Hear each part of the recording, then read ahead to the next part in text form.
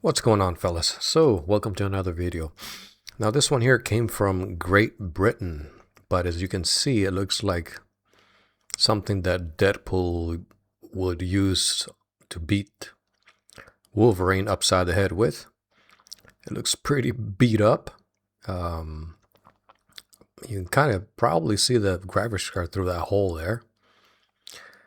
Yeah, this is why I'm adamant about adding enough protection inside, like bubble wrap, because the postal services they will not care one bit about your graphics card or whatever it is that you're shipping. They probably use it like American football. So yeah, this doesn't look very good. But let's go ahead and open it up and see what we got inside. Okay, so let's take a look inside and see what kind of goodies we get. Maybe it's in one piece or several pieces. Maybe we can put it back together like Frankenstein. I don't know. Oh man, but in case you didn't notice, this is actually a voiceover because I forgot to hit record on my microphone. They're little microphones that I use to record this. And this is pretty clever. Look at this. What do you call these? Egg holders? I mean, I've seen people ship me graphics cards in different kinds of ways, right? But this is the first time that I see this. Like this. Look at this, man. Pretty clever, yeah? But wait till you see. Yeah, the bottom didn't really have any protection. But wait till you see the state of the I/O shield or the I/O ports, whatever. It's pretty banged up. Let's put this box to the side. It looks like someone had already been here before, and you can see it's one of those Chinese. You can buy stickers, you know. But I don't know how much good it did to this graphics card because the guy who sent it to me said that nobody will want to touch it, you know. And look at this. Look at that, banged up. And that's due to improper, protection. Look at this. I don't know how much this thing had to put up during transport, but it doesn't look good. Not very promising. So, man. But I hold my hope that this thing will, be repairable, despite all the dinging and whatever.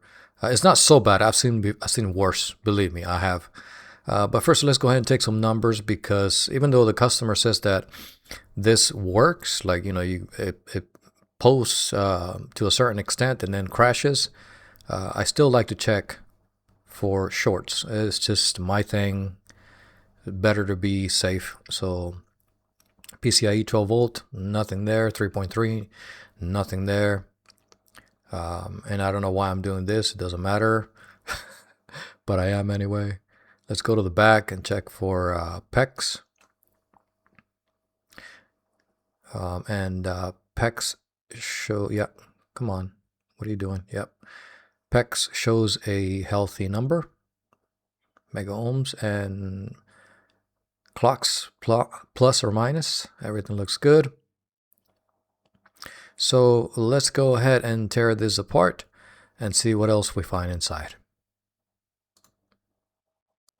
Okay, so let's see what happens when we plug this into the system. We can go ahead and turn off these lights so that we get a better picture of what we're doing here. So far so good. But I think I remember what he said. He wrote me a message on the email. I'm just lazy not pulling it out. But what happens is when the driver tries to kick in, the car just shuts down. Like it doesn't post at all. And yeah, there's not going to be a driver loading up. All right, fellas. So as you can see, the card is not. It keeps doing that there, like it wants to. Yeah. Okay. This is what we get. See those little squares there? So it just keeps going in a cycle, like it's trying to load the driver, but it doesn't allow for the driver to load. So what we're going to be doing is tearing this apart. Actually, let's do a memory test. Maybe it's something as simple as a memory chip that's gone bad. So yeah, why don't we do that? Okay, so MemTune is telling us that there are no bad memory chips. So what we are going to do here is open it up, look at the VRM, you know, maybe with the oscilloscope, and hopefully we don't have a bad face going bad here. Yeah, let's get to that. Okay, so let's go ahead and take this thing apart.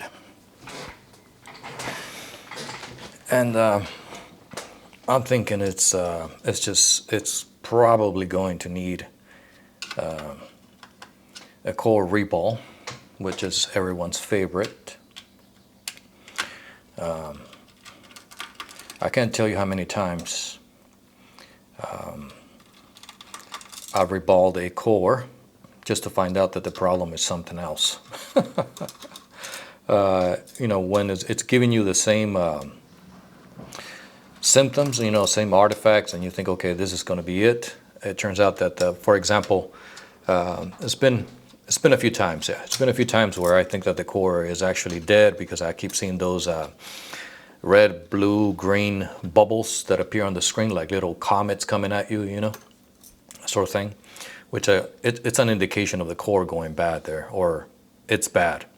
And if you tip, just a tip, if you are experiencing those type of artifacts, the way to test until otherwise proven incorrect, the way to test if the core is going bad when you see those type of artifacts is to lower the frequency on the core. If you see that the artifacts are gone, and then when you set it to default, they come back, it's the core. Most likely it's going bad, but there's been times that there's actually nothing wrong physically with the core. It just needs to be reballed because there might be some crack joints under the core, and that gives that, you know, gives those artifacts. But yeah, so it has happened to me before. Okay, so nothing too suspicious with the thermal pads. Looking okay here. And if you're wondering, these are here, they're 1 millimeter pads. On the coils here, you're looking at 1 millimeter as well. On the VRM, you're looking at 1.5 on both sides here. So 1.5, 1.5, 1 millimeter. And this one here, this thick one, looks like it's going to be a, yeah, it looks like a 2 millimeter pad. So yeah, that's the information that you need. And it looks like this one here might be stacked. Yeah, it's stacked. Oh man, okay. That is never good. Because this right here causes more damage than good. You're putting more pressure on one single memory chip. Yeah, that's going to, it could destroy your memory chip there. The cracked solder joints under the core, under the memory chip or whatnot. But okay, let's get the back plate off. I need to look at the back as well. And I created a little manually regulated power supply based on a video by Fraser from GPU Solutions. So it was a cool little tutorial. He gave you instructions step by step, and I never really knew that I needed that until I built it and realized how that can help me. It can help you also while diagnosing GPU problems. Let's get this thing off of here. So thank you, Fraser, for that tutorial. This here we'll set aside. Now these XFX cards are notorious for cores going bad or popping and whatnot. The reason is because XFX apparently does not believe in fuses. So yeah, a lot of their cores end up dying during power failure, and there's many things that can cause a power failure. So just go ahead and clean this up. And I just realized that during the beginning of the video I had my microphone off, so I'm gonna have to do a voiceover.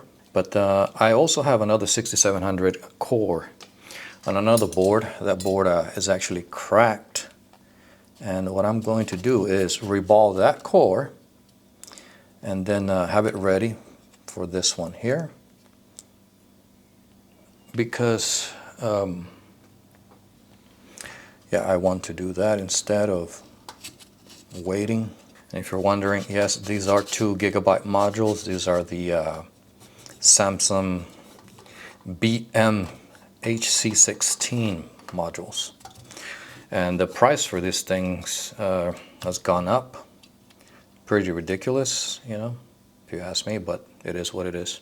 And by the way, when you're working around, you know, when you're working around the PCB doing things like this, like removing thermal pads and whatnot, you never want to use something like this, okay? Because you can easily scrape off some of the masking or knock off little SMDs, you know, around the core or around the memory chips.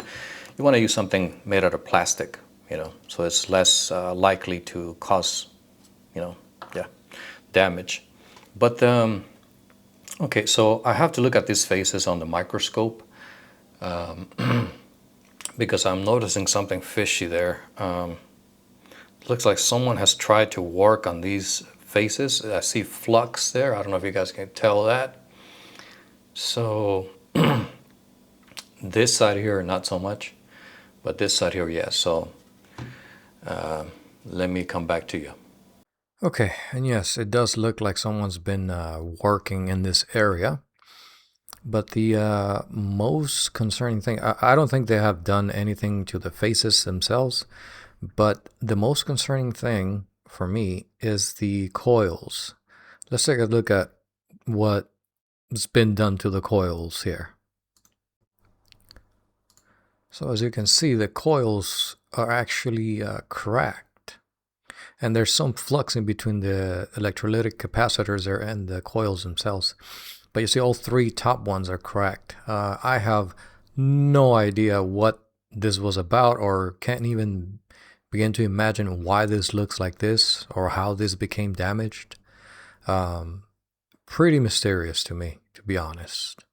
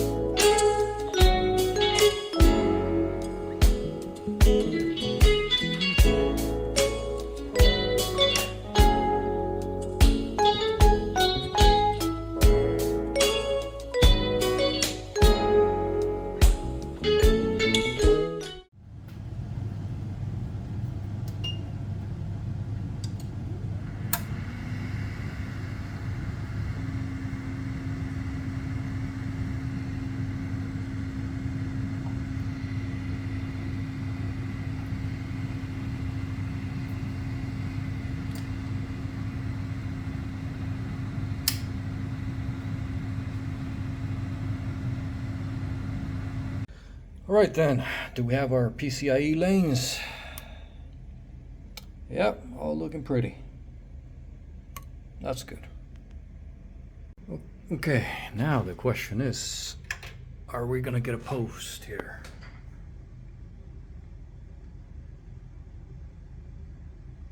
Okay, we get a post, but are you going to be able to load the drivers? That's the question.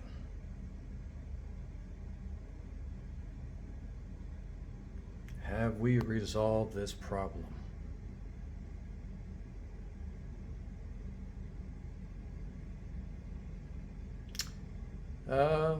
Looks like it. Finally, we got a desktop view.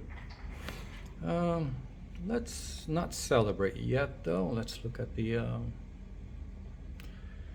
okay, RX 6700. Right on. Let's go ahead and put this back together, and then we'll take it for a spin. All right, fellas. So I've been testing this now for a little while. Card is running like a champ. That hotspot though, there isn't much that I can do about that. It's just inherent with his cards. It sucks, but it's the way it is. I showed the brother a little love. New thermal pads on the memory, and of course you're gonna get new thermal paste, some Duranout, so that should last you for a long time. Well, yeah, I think I'm gonna leave it here, guys. Hit thumbs up if you like the video. Subscribe for more content coming up. I'll see you guys in the next one. Take care. Bye-bye.